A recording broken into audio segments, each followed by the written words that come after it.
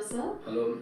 Actually sir आजकल बहुत news में आ रही है धुलेरा के बारे में, राइट? हम्म। बहुत लाइक हर जगह न्यूज़ पे आ रही है कि धुलेरा में बहुत अच्छी इन्वेस्टमेंट्स चल रही है, बहुत अच्छी मनी अप्रिशिएशन चल रही है, हम्म। कि मनी वहाँ बहुत डबल हो रही है। But hmm. सर मुझे ना एक्चुअली बहुत सारे क्वेश्चंस आ रही हैं जी हमारे। जी प्लीज। लाइक एक पहला तो होता है ट्रस्ट इश्यूज, ठीक जैसे है। हम नोएडा से हैं, हम्म। लोग यहाँ से 1200 या 1000 किलोमीटर दूर क्यों जाए जो जो जो वो चीज़ देख नहीं सकते वहाँ पे। किस मतलब एक होता है ट्रस्ट इशू, बिना देखे कैसे इन्वेस्टमेंट करें। हम्म। और अगर हम वहाँ इन्वेस्टमेंट कर भी रहे हैं हम्म। तो हमें किन किन चीज़ों का ध्यान रखना चाहिए। मतलब क्या एक होता है ना कि लोग हमारे पास बहुत अप्रोच करते हैं कि हम्म।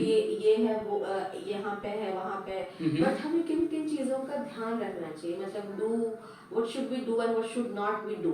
हम्म। मतलब क्या हमें लोग क्या करना चाहिए वो बताते हैं, बट हम्म। लोग ये नहीं बताते कि हमें क्या नहीं करना चाहिए वहाँ पे, क्या नहीं क्या देखना चाहिए, किन चीज़ों पे बारीकों से ध्यान देना चाहिए।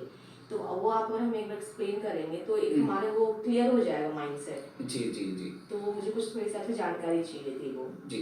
तो मैम बेसिकली बहुत अच्छी बात है कि आप इस चीज़ पे आपने बकायदा टाइम लगा के आप हमसे मिलना है। Thank you so much for that. Basically ma'am होता क्या है कि जब भी हमें किसी रियल एस्टेट प्रोजेक्ट में हम इन्वेस्टमेंट कर रहे होते हैं बेसिकली, और वो स्टार्टिंग फेज में होता है। राइट। ठीक है। तो मैम कोई भी अगर रेजिडेंशियल प्रोजेक्ट है तो मैम आपने सबसे पहले ये देखना होता है कि उसकी रजिस्ट्री कब हुई है, पहली चीज़। ओके। उसके म्यूटेशन, जिसको गुजरात में बोलते हैं आपका 7/12 बोला जाता है। ठीक है। अच्छा। फिर नॉन एग्रीकल्चर होना चाहिए, एनओसी क्लियर होना चाहिए, और उस प्रोजेक्ट का, जैसे ये प्रोजेक्ट है, ये इसका प्लान पास। ठीक है। ओके। ये वो सारे बेसिक्स चीज़ें होती हैं जो उसके बारे में आपको पता होना चाहिए। आपको ये प्रोजेक्ट कोई भी इस तरह से लेआउट आपको दे सकता है। ठीक है।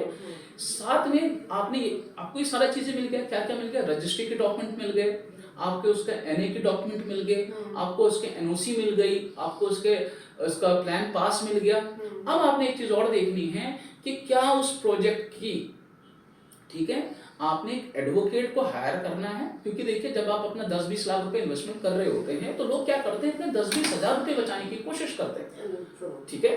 तो अगर आप सीरियस बायर हैं, ठीक है, तो आपको ये काम करना चाहिए कि आपको सारे डॉक्यूमेंट लेके, क्योंकि देखिए कई डेवलपर्स क्या करते हैं कि गुजरात देखिए दूसरा स्टेट है, हम लोग नॉर्थ इंडिया से हैं, हम लोग हिंदी को हम